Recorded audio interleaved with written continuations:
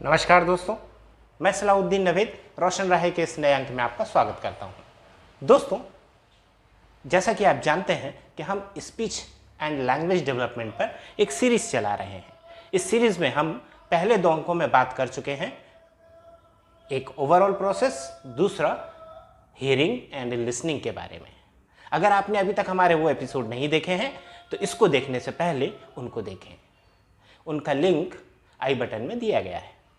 दोस्तों, आज हम बात करेंगे अंडरस्टैंडिंग के बारे में कि बच्चा जब सुन सकता है, सुनता है तो वो समझता है। समझना यानी अंडरस्टैंडिंग। कॉग्निटिव डेवलपमेंट में ये बहुत ज़रूरी है, चाहे वो स्पीच की बात हो, लैंग्वेज की बात हो या किसी भी कॉन्सेप्ट की बात हो। अगर बच्चे का कॉग्निटिव डेवलपमेंट यानी कि संज्ञानात्मक विकास पूरा होगा, सही होगा, तो उसके बाकी सारे एरियाज यानी कि सोचना, समझना, बोलना, करना भी ठीक होंगे। लेकिन अगर इस एरिया में दिक्कत है, समझने में दिक्कत है, तो बाकी सारे भी प्रभावित होंगे। और यहाँ पर यह समझना बहुत ज़रूरी है कि कैसे। तो दोस्तों, आज हम बात करेंगे इसी के बारे में। आज का एपिसोड शुरू करने से पहले अगर आपने अभी तक हमारा चैनल सब्सक्राइब नहीं किया है तो कृपया सब्सक्राइब करें, लाइक करें, शेयर करें ताकि हम हर उस फैमिली तक पहुंच सकें जिसको हमारी ज़रूरत हो सकती है और इस मिशन में आप हमारी मदद कर सकते हैं। दोस्तों, आइए शुरू करते हैं आज का एपिसोड। समझ, संज्ञान या कॉग्निशन, ये अलग अलग शब्द हैं लेकिन इनका मतलब एक ही है, और वो है कि हमें ये जानना, बच्चे का ये जानना कि कब, कहाँ, क्या और कैसे बोलना है। इस संदर्भ में जब हम कहते हैं कि बच्चे को कब, कहाँ, क्या और कैसे बोलना है, इसका बहुत बड़ा मतलब होता है। अगर आप अपने आसपास के लोगों पर नज़र डालें, अपने आसपास के वातावरण पर नज़र डालें और ऐसे लोगों को देखें जो वयस्क हैं, बहुत अच्छा बोलते हैं, जो कामयाब हैं, वो जानते हैं कि कब बोलना है, क्या बोलना है, कैसे बोलना है, कितना बोलना है। और ये हम बात कर रहे हैं समझदार यानी कि वयस्क एडल्ट लोगों की, एडल्ट की, माता पिता की, दादा दादी की, चाचा चाची की। हम बच्चों की बात नहीं कर रहे हैं। तो सोचिए, जब एक वयस्क यानी कि एडल्ट, बड़ा आदमी या औरत, व्यक्ति कब, कहाँ, क्या और कैसे बोलने में गलती करता है, तो एक बच्चे के लिए वो कितना बड़ा काम होगा। ये समझ जाएं तो हमें आसानी होगी बच्चे को समझने में, और जब हम बच्चे को समझ जाएंगे तो हमें आसानी होगी उन समस्या क्षेत्रों को समझने में जहां पर दिक्कत हो सकती है। और अगर हमने ये पहचान लिया कि दिक्कत कहाँ है, तो हम बच्चे की मदद कर सकते हैं कि उस प्रॉब्लम को, उस समस्या को कैसे दूर किया जाए। और आज के एपिसोड से आपको इसको समझने में मदद मिलेगी, इसलिए आपसे अनुरोध है कि इसको पूरा देखें। बच्चे के डेवलपमेंट को, उसकी अंडरस्टैंडिंग को, उसके समझ को कैसे डेवलप किया जाए या वो कैसे डेवलप होती है, अगर हम ये समझ लें तो हमें आसानी होगी कि हम बच्चे को वैसा ही इन्वायरमेंट, वैसा ही सपोर्ट दे पाएंगे। और इसके लिए आइए मैं आपको ले चलता हूँ उस प्रोसेस की तरफ जो हमारे साथ होता है, जो हर बच्चे के साथ होता है डेवलपमेंटल पीरियड के दौरान। बच्चे जब पैदा होता है तो वो अपने आप को एक नए एनवायरनमेंट में पाता है, एक नई दुनिया में पाता है, जहाँ पर बहुत सी चीज़ें देखने की होती हैं, ना जाने कितनी आवाज़ें सुनने के लिए होती हैं, पीने के लिए माँ का दूध होता है, और ना जाने क्या क्या उसकी ज़िंदगी में शामिल होता है। तो यहाँ पर हमें अपने एनवायरनमेंट से हर तरह की इन्फॉर्मेशन, जानकारी मिलती है। अगर हमारी 5 ज्ञानेंद्रियाँ हैं तो हमें 5 तरह की इन्फॉर्मेशन मिलती है। जैसे देखने के लिए बहुत सारी चीज़ें, सुनने के लिए बहुत सारी आवाज़ें, स्वाद के लिए, टेस्ट के लिए बहुत सारे टेस्ट, छूने से बहुत सारी तरह के अनुभव, और नाक से खुशबू या बदबू। तो हमारी जो 5 ज्ञानेंद्रियां हैं, सेंस ऑर्गन हैं, ये हमें दुनिया भर की इंफॉर्मेशन देते हैं। हमारे एनवायरनमेंट से हमें इंफॉर्मेशन मिलती है, एनवायरनमेंट से। अब सेकंड स्टेज, इन इंफॉर्मेशंस को हम अपनी ज्ञानेंद्रियों के माध्यम से, यानी कि हम अपने सेंस ऑर्गन के थ्रू रिसीव करते हैं। जैसे हम क्या देख रहे हैं, क्या सुन रहे हैं, क्या सूंघ रहे हैं, क्या महसूस कर रहे हैं बाय द स्किन, और क्या खा रहे हैं, क्या सा स्वाद है। ये सारी इंफॉर्मेशन हमें अपने एनवायरनमेंट से मिलती है थ्रू द सेंस ऑर्गन।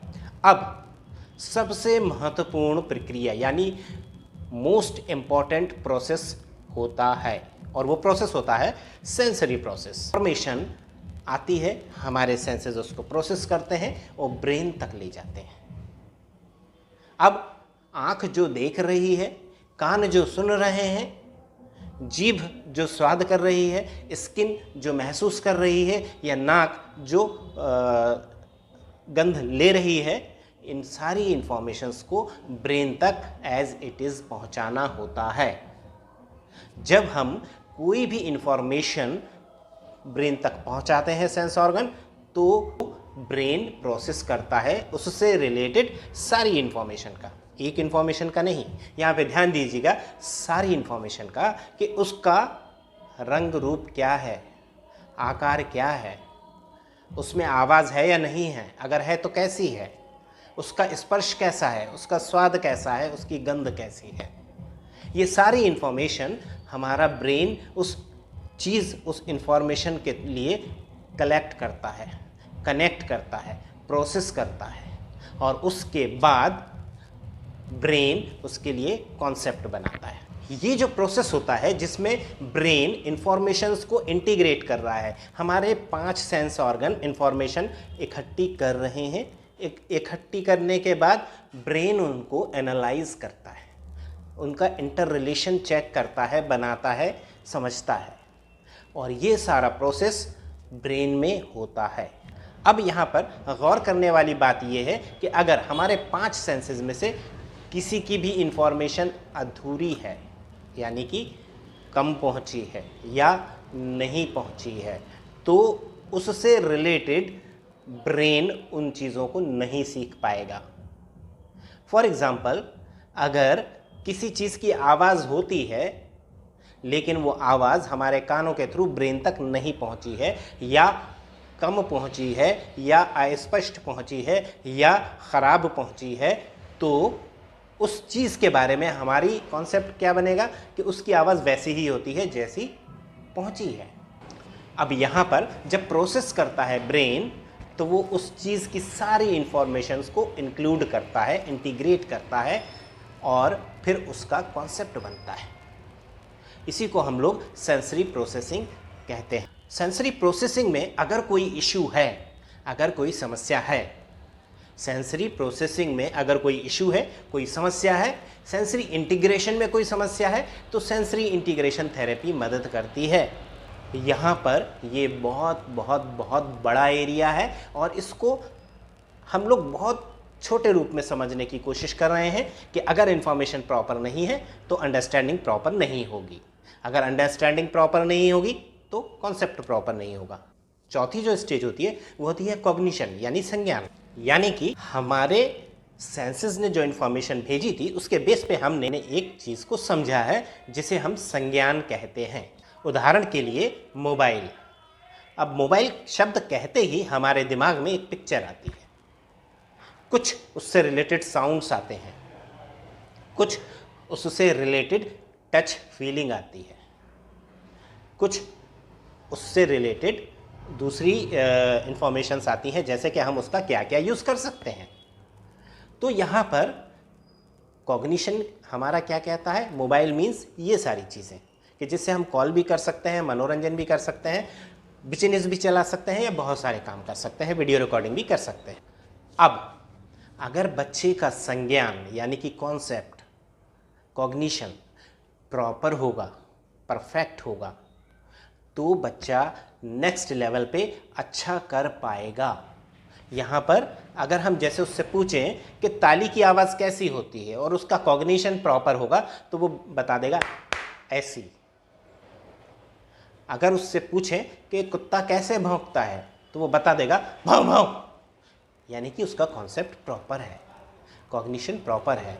वो कुत्ते की इमेज को उसकी आवाज़ से इंक्लूड कर पाता है, इंटीग्रेट कर पाता है, समझता है, और यही चीज़ होती है प्रॉपर। अब यहाँ पर अगर कॉग्निशन प्रॉपर नहीं है तो परफॉर्मेंस भी प्रॉपर नहीं होगा। बड़ा सिंपल है। अगर मैंने बा बोलना सीखा ही नहीं है तो मैं बा कैसे बोल पाऊँगा? मेरे कॉन्सेप्ट में, मेरे नॉलेज में, मेरे कॉग्निशन में बा लेटर है ही नहीं, तो मैं बा नहीं बोल पाऊँगा, मैं कुछ और बोलूँगा उसकी जगह पे। ठीक वैसे ही बच्चों के साथ होता है कि वो जैसा सीखते हैं, जैसा समझते हैं, वैसा बोलते हैं। अब अगर बच्चा अच्छा नहीं बोल रहा है, अच्छा नहीं सीख रहा है, तो हमें चेक करना होगा पहले से, पहली स्टेज से लेकर आखिरी स्टेज तक। और आखिरी स्टेज में जब हमारा कॉग्निशन प्रॉपर होगा, यानी कि हमारी सेंसेस प्रॉपर हैं, सेंसर फंक्शनिंग प्रॉपर है, सेंसरी प्रोसेसिंग प्रॉपर है, कॉग्निशन प्रॉपर है, तो लास्ट स्टेज होती है प्रॉपर फंक्शन, प्रॉपर परफॉर्मेंस।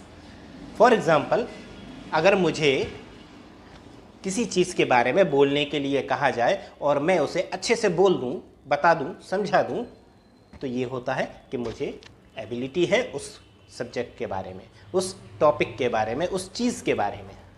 लेकिन अगर मुझसे कहा जाए कि आप किसी और चीज़ को बताइए जिसके बारे में मुझे कोई इन्फॉर्मेशन नहीं है, कोई नॉलेज नहीं है, कोई कॉन्सेप्ट नहीं है, कोई कॉग्निशन नहीं है, तो मैं उसको डिस्क्राइब नहीं कर सकता, मैं नहीं कर सकता। अब यहाँ पर अगर मैं नहीं कर सकता, इसका मतलब ये नहीं है कि मेरे सेंसेस प्रॉपर काम नहीं कर रहे हैं, मेरा सेंसरी प्रोसेस प्रॉपर नहीं हो रहा है, मेरा कॉग्निशन प्रॉपर नहीं हो रहा है, मेरा परफॉर्मेंस प्रॉपर नहीं हो रहा है। नहीं, ऐसा कुछ नहीं है। क्यों? क्योंकि मुझे इन्फॉर्मेशन ही नहीं है। तो यहाँ पर हमें हर स्टेज पर चेक करना होता है कि बच्चे को क्या इशू है, क्यों है, किस तरह का है और उसे कैसे दूर किया जा सकता है। और जब ये सारी चीज़ें प्रॉपर होती हैं तो बच्चा किसी भी कंडीशन में डील करने की स्किल को पा लेता है। वो स्किल्ड हो जाता है कि किसी भी सिचुएशन से डील कर सकता है। वो स्किल उसको एबिलिटी देते हैं, उसको स्ट्रांग बनाते हैं कि वो स्कूल में, कॉलेज में, सोसाइटी में, फैमिली में, बिजनेस में, ऑक्यूपेशन में, कहीं भी वो इंडिपेंडेंटली सरवाइव कर सकता है। और यही मोटो होता है हमारे स्किल्स की ट्रेनिंग का, यही मोटो होता है हमारी थेरेपीज़ का। और अगर हमारी थेरेपीज़ प्रॉपर नहीं होंगी, होलिस्टिक नहीं होंगी, तो ये मान के चलिए कि हम कहीं ना कहीं कुछ ना कुछ छोड़ रहे होंगे, जिसका नुकसान हमको भविष्य में उठाना पड़ेगा। जब सब कुछ प्रॉपर होगा तो डेवलपमेंट भी प्रॉपर होगा और बच्चा एक सक्षम यानी कि इंडिपेंडेंट पर्सनालिटी के रूप में सामने आएगा।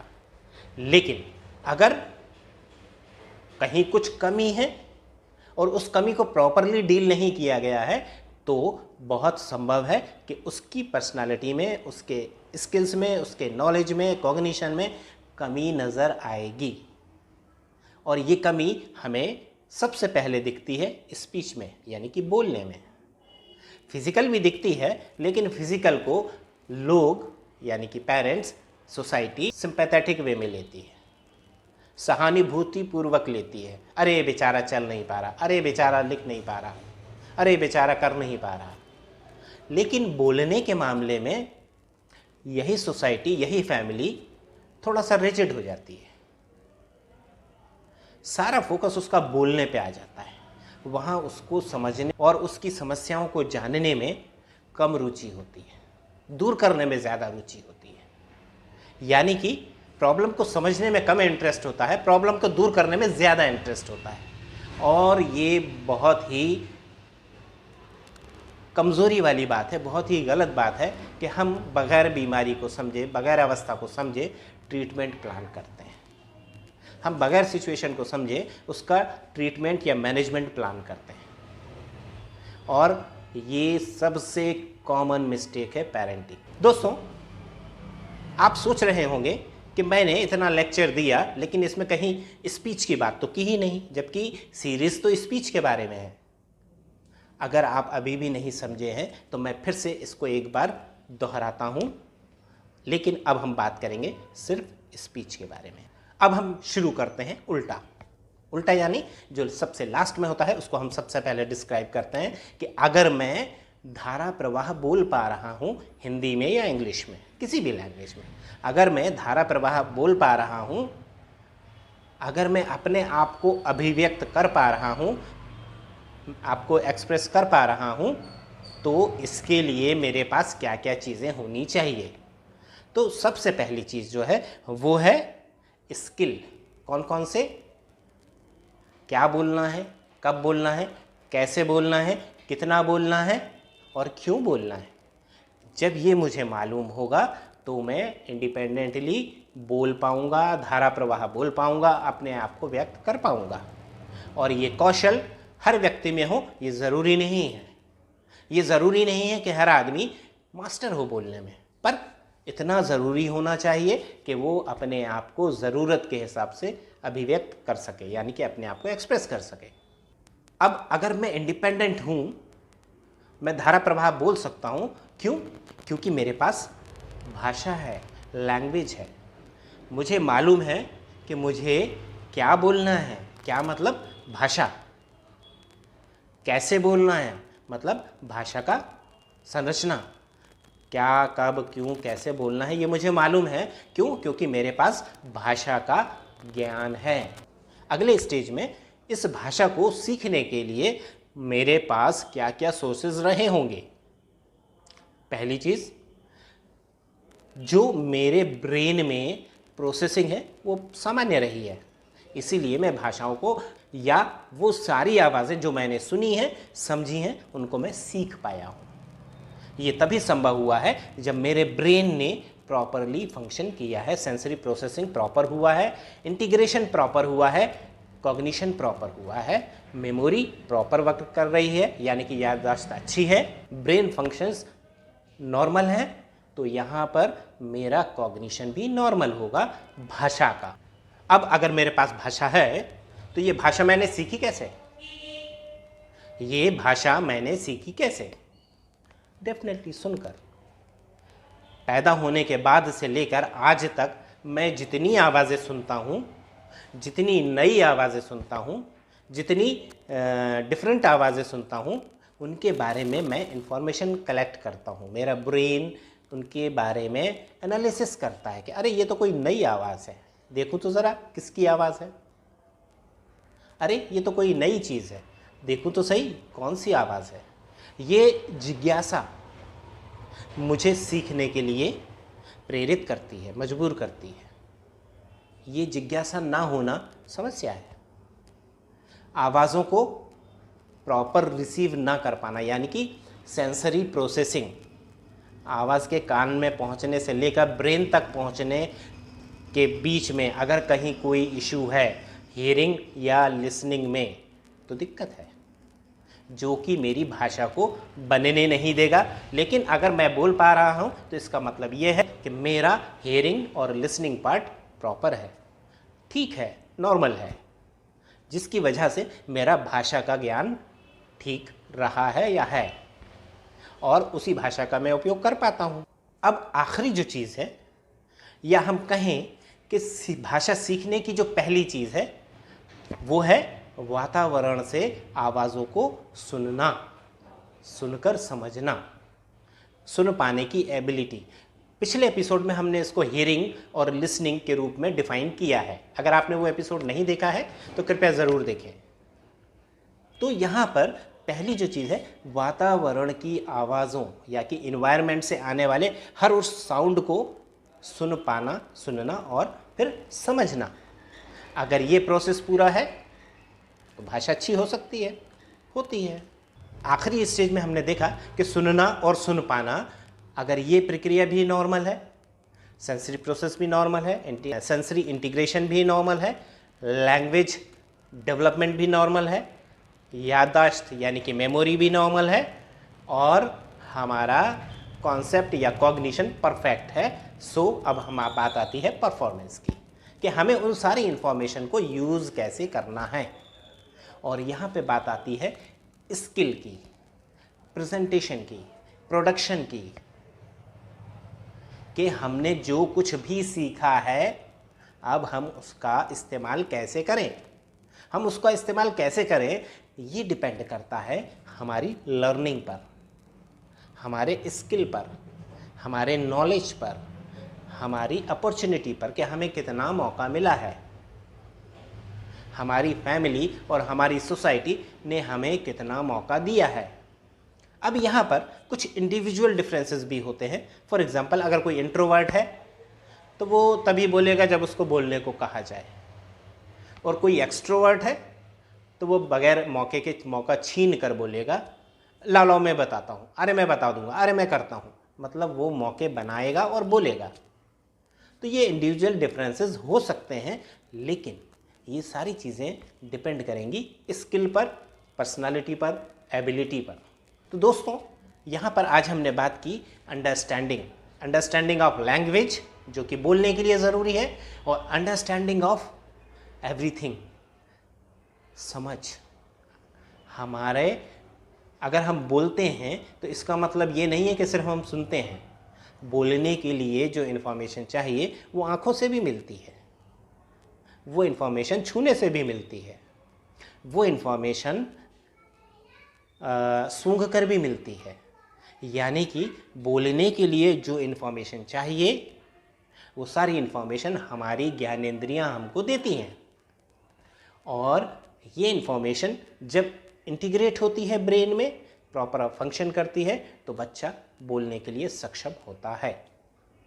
दोस्तों, अगले अंक में हम बात करेंगे प्रोडक्शन पार्ट की, यानी कि बोला कैसे जाता है, बोलने में क्या क्या ज़रूरी है, कौन कौन से हिस्से हो सकते हैं, और उनको हमें कैसे जानना चाहिए। अगर बच्चे को सुनने में समस्या नहीं है तो क्या समझने में समस्या है? और समझने में समस्या होती है। उन बच्चों को समझने में समस्या होती है जिनका डेवलपमेंटल डिले होता है, ऑटिस्टिक होते हैं, इंटेलेक्चुअल डिसेबिलिटी होती है, मल्टीपल डिसेबिलिटी होती है। इनको बोलने में दिक्कत हो सकती है। क्यों? क्योंकि वो समझ नहीं पाए हैं, तो बोलेंगे कहाँ से। यहाँ आपकी जिम्मेदारी है कि आप समझें कि बच्चे को कहाँ इशू है, और बच्चे को जहाँ इशू है उसको समझने में आप एक्सपर्ट्स की मदद ले सकते हैं। Child psychologist, developmental paediatrician, speech therapist and audiologist आपकी मदद कर सकते हैं। मेन चीज़ ये है कि अगर आपको जानकारी होगी तो आपको कोई मिसगाइड नहीं कर पाएगा, और ये बहुत ज़रूरी है। ये बहुत ज़रूरी है सही रिज़ल्ट पाने के लिए, ये बहुत ज़रूरी है सही दिशा में जाने के लिए, ये बहुत ज़रूरी है कम से कम समय में अच्छे से अच्छा रिज़ल्ट पाने के लिए। तो दोस्तों, आज के अंक में बस इतना ही। मुझे उम्मीद है आप इससे फ़ायदा उठाएंगे।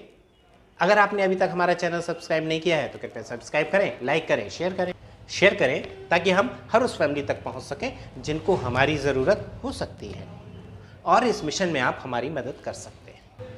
आप देखते रहिए रोशन राहें। मुझे दीजिए इजाज़त। नमस्कार, जय हिंद।